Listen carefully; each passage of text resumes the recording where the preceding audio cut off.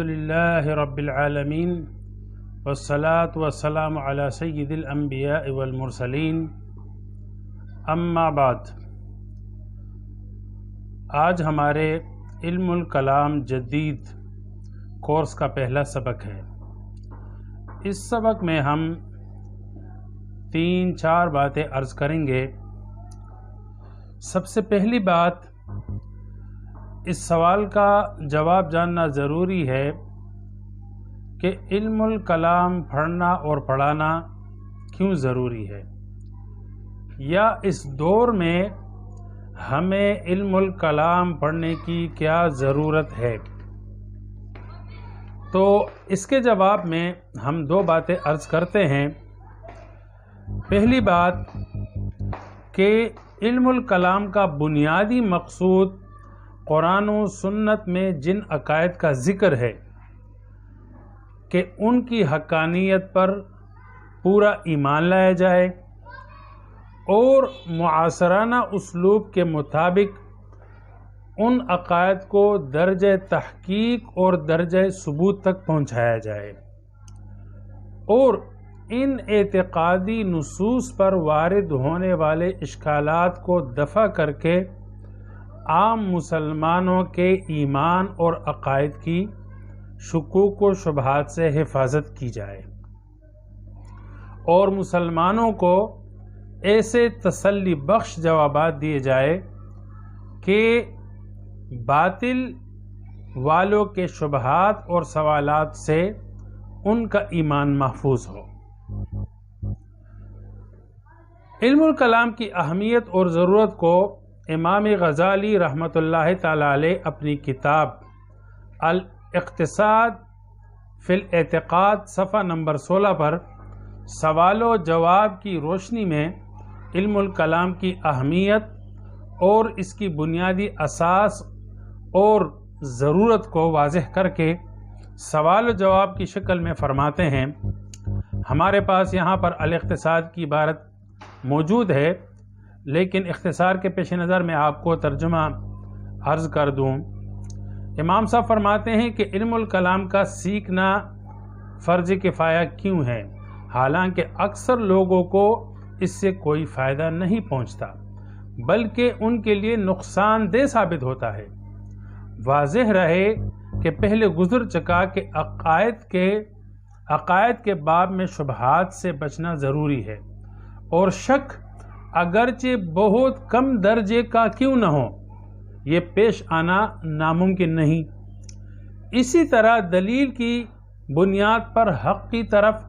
دعوت دینا یہ بھی ایک اہم دینی ذمہ داری ہے، اور ممکن ہے کہ کوئی بدعتی اٹھ کھڑا ہو کر اہل حق کے دلوں میں شبہات ڈالے اور انہیں گمراہ کرنے کی ٹھان لے، لہٰذا ایسے افراد کی موجودگی ضروری ہے جو اس کا شبہ دور کر کے دلائل کے ساتھ اس کی گمراہی واضح کرے، اور یہ علم الکلام کے بغیر ممکن نہیں۔ اکثر شہروں میں اس قسم کے واقعات پیش آتے ہیں، لہذا ہر جگہ ایسے افراد کی موجودگی ضروری ہے جو حق پر قائم رہ کر اس علم کو سیکھیں اور حق سے اعراض کرنے والے اور اہل بدعت کا مقابلہ کر کے انہیں حق کی طرف راغب کرے، اہل سنت کے دلوں کو شبہات سے محفوظ کر رکھ سکیں، ورنہ اگر کوئی جگہ اس قسم کے لوگوں سے خالی ہو جائے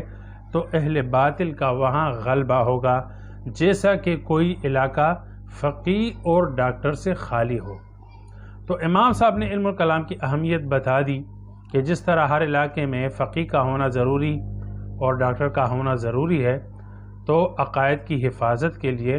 اور اہل باطل کے مقابلے کے لیے متکلم یعنی علم الکلام کے ماہرین کا ہونا بھی ضروری ہے۔ دوسری بات جو علم الکلام جدید کے متعلق ہے اور ہمارے زمانے میں علم الکلام کی ضرورت اور اہمیت کو اجاگر کرتی ہے، وہ یہ کہ دیکھیں جب سے انسانی عقل بلوغ تک پہنچی تو شاید کسی زمانے میں اتنی شدت اور تسلسل کے ساتھ دین کی حقیقت، حیثیت اور ضرورت و اہمیت کو ڈھانے کی کوشش کی گئی ہو جتنی کوشش آج اس ترقی یافتہ اور ٹیکنالوجی کے دور میں کی جا رہی ہے۔ دیکھیں، ہر زمانے میں اعدائے اسلام کے دشمن، منکرین اور حاسدین رہے ہیں، لیکن مطلق دین کی حیثیت متاثر نہیں ہوئی۔ لیکن آج کے دور میں جو مطلق دین کے متعلق جو شورش برپا ہے مشرق و مغرب میں، تو شاید کسی دور میں اتنی شورش رہی ہو۔ تو ایسے دور میں حضرات متکلمین یعنی علم الکلام کے ماہرین کا فریضہ صرف علم الکلام قدیم کے جو بعض مباحث ہیں، الہیات ہے، نبوت ہے اور سمعیات ہے، صرف ان کی مہارت اور اسی طرح ان چند چیزوں کا دفاع یہ کافی نہیں ہے، بلکہ بہت زیادہ ان کی ذمہ داری اور فرض منصبی یہ ہے کہ وہ جدید دور کے مطابق جو فتنہ برپا ہے اور مسلمانوں کو گمراہی کے طرح طرح کے اسباب ایجاد ہوئے اور طرح طرح کے نئے شبہات مسلمان معاشروں میں پھیلائے جاتے ہیں، تو خلوص دل کے ساتھ اور فکر کی سلامتی کے ساتھ دنیا کی اس ضرورت کو اگر کوئی پورا کرے تو علم الکلام کے میدان میں یہ بہت بڑی خدمت متصور ہوگی۔ تو ان دو باتوں کے پیش نظر ہم نے ضرورت محسوس کی کہ علم الکلام کے مختصر اور تفصیلی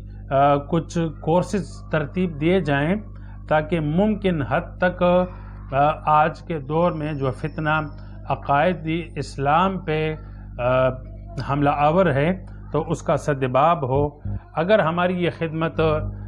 بارگاہ الہی میں قبول ہوئی اور عند الناس مقبول ہوئی تو یہ ہماری خوش نصیبی ہوگی۔ اب دوسری بات کہ ہمارے اس کورس کا کانٹینٹ کیا ہے، تو ہمارا کورس جو ہے وہ دو باتوں پر مشتمل ہے۔ سب سے پہلی بات کہ علم الکلام کے بنیادی اہم مباحث جو قدیم اور جدید علم الکلام دونوں میں مشترک ہے، جیسے کہ علم الکلام کی تعریف ہے اور علم الکلام کا موضوع ہے اور علم الکلام کی غرض و غایت ہے، علم الکلام کی تدوین اور ارتقائی مراحل ہیں، اور کلامی فرقوں کا تعارف، کلامی فرقوں کے عقائد و نظریات اور اہل سنت والجماعت کے مختلف مکاتب فکر کا تعارف، اور علم الکلام کے متعلق جو مشائخ نے معتبر کتابیں لکھی ہے تو ان معتبر کتابوں کا مختصر تعارف اور ان کتابوں کی نشاندہی۔ دوسری بات کہ علم الکلام جدید کی ضرورت کیا ہے، یہ ہمارے کانٹینٹ کا دوسرا حصہ ہے، علم الکلام جدید کی ضرورت، اور علم الکلام جدید کے مباحث کون کون سے ہیں، اور پھر ان جدید مباحث کا تعارف، اور چوتھی بات کہ دعوت دین میں علماء اسلام کو درپیش چیلنجز کون کون سے ہیں، اور پانچویں بات کہ ان چیلنجز کا سامنا کرنے کے لیے ہمیں کون سے علوم اور کون سے اسباب درکار ہے، اور چھٹی بات کہ دین اسلام پر نئے سوالات جو اٹھ رہے ہیں ان کے اصولی جوابات۔ تو ہمارے کورس میں یہ دو باتیں ہیں، ایک مطلق علم الکلام اور دوسرا علم الکلام جدید کے متعلق ہے۔ اب ہم آتے ہیں علم الکلام کی تعریف کیا ہے۔ تو لغت کے اعتبار سے کلام کلمن سے ہیں، کاف لام میم، لغت کے اعتبار سے اس کے دو معنی آتے ہیں، ایک بامانہ کلام، بامانہ بات پر بھی اس کی دلالت ہے، اور دوسرا زخم پر اس کی دلالت ہے، یعنی کلمن کا معنی بامانہ بات بھی ہے اور کلمن کا معنی زخم کے بھی ہے، یہ لغت کے اعتبار سے ہے۔ اصطلاحی تعریف کے لحاظ سے اس کی مختلف تعریفیں علماء نے کی ہیں، لیکن وہ جو تعریفات ہیں تعبیر مختلف ہیں لیکن سب کا مفہوم ایک ہے۔ عام طور پر جو آسان الفاظ میں تعریف کی جاتی ہے وہ یہ ہے کہ علم بالقواعد الشرعیۃ الاعتقادیہ المکتسبہ عن الادلۃ العقلیہ،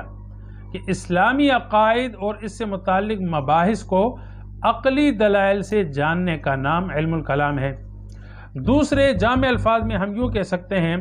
کہ علم الکلام وہ علم ہے جس کے ذریعے اسلامی معتقدات کو نقلی اور عقلی دلائل سے ثابت کیا جا سکے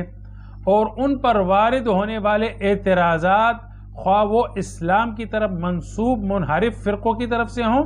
یا غیر مسلموں کی طرف سے ہو، ان کا رد کیا جا سکے۔ تو یہ علم الکلام کی تعریف ہے۔ پھر علم الکلام کے متعدد نام ہیں، بہت سارے نام ہیں۔ علم الکلام اور علم العقائد، علم التوحید والصفات، الفقہ الاکبر، علم اصول الدین، علم النظر والاستدلال، اور ہر ایک نام کی وجہ تسمیہ بھی علماء نے ذکر کی ہے۔ علم الکلام کو علم الکلام کیوں کہتے ہیں، اس کی بہت ساری وجوہات شرح عقائد میں مذکور ہے۔ ایک مشہور جو آسان ترین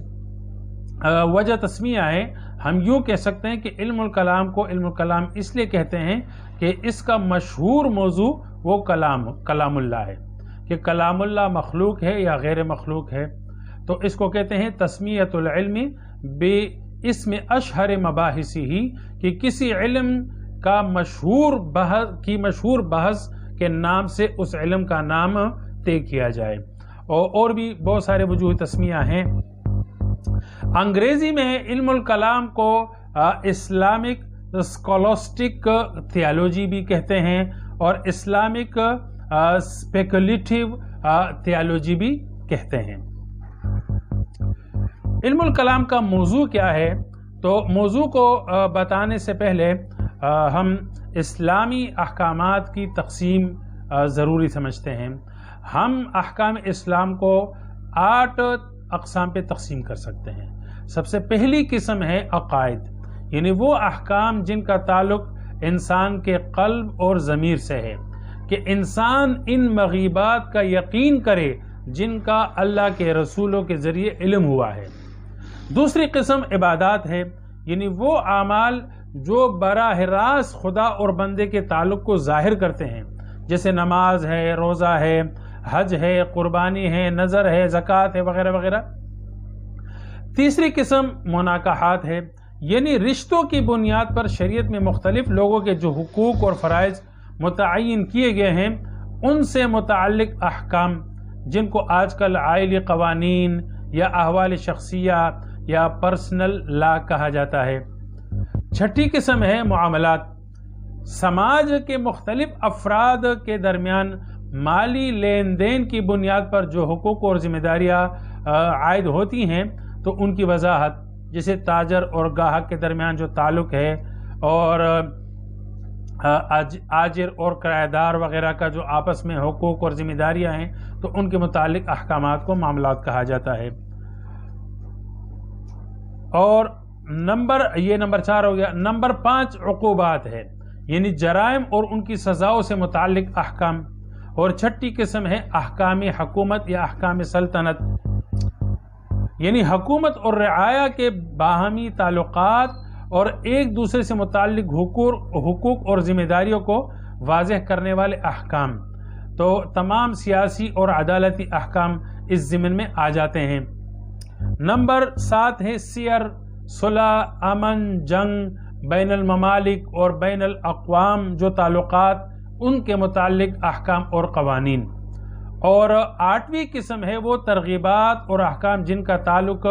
فضائل اخلاق سے ہیں اور رذائل اخلاق سے ہیں، جن کو اخلاقیات سے تعبیر کیا جاتا ہے۔ تو ان احکام اور تعلیمات میں سے اخلاقیات کا حصہ صوفیہ نے لیا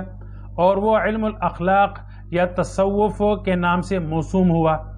اور عبادات سے لے کر سیر تک وہ شرعی احکام اور قوانین جن کا تعلق انسان کے عملی زندگی سے ہے، ان کی تشریح اور توضیح کی ذمہ داری فقہاء نے قبول کی، اور یہ علم جو ہے وہ فقہ کہلایا۔ اعتقادات جن کا تعلق دل، دماغ اور ضمیر کے قبول کرنے اور یقین کرنے سے ہیں، تو ان کی تشریح اور توضیح کا ذمہ متکلمین نے اپنے ذمہ لیا، اور یہ علم علم الکلام کہلایا۔ تو مختصراً ہم یہ کہہ سکتے ہیں کہ اسلامی عقائد یہ علم الکلام کا موضوع ہے۔ اب آخری بات کہ علم الکلام کی غرض و غایت کیا ہے، یعنی اس کا فائدہ کیا ہے، ہم پڑھیں گے تو کیوں پڑھتے ہیں. تو 3 سے 4 باتیں غرض و غایت اور فائدے میں کہی جا سکتی ہے. سب سے پہلی بات کہ اس علم سے انسان کے عقائد پختہ ہو جاتے ہیں. دوسرا فائدہ، اسلامی عقائد کو غیر اسلامی اور کفریہ عقائد سے ممتاز کرنے کی صلاحیت پیدا ہو جاتی ہے. اور تیسرا فائدہ یا تیسری غرض کہ علم الکلام ایک ایسا علم ہے جس کا مقصد اسلامی عقائد اور نظریات میں در آنے والی خرابیوں اور واہمات کو اصل دین کی بنیاد سے الگ رکھنا ہے، تاکہ دین اسلام ویسا ہی رہے جیسا کہ نبی صلی اللہ علیہ وسلم اور صحابہ کرام کے دور میں تھا. تو یہ چند باتیں پہلے درس کے متعلق تھی، اور انشاءاللہ سلسلہ وار آپ کی خدمت میں علم الکلام کا یہ کورس دروس کی شکل میں پیش کیا جائے گا. آپ ان دروس کو بغور سنیں، بار بار سنیں، تاکہ علم العقائد اور علم الکلام میں آپ کو مہارت ہو اور اس سے مناسبت حاصل ہو. امید ہے یہ باتیں سمجھ میں آ چکی ہوں گی. وآخر دعوانا ان الحمدللہ رب العالمین.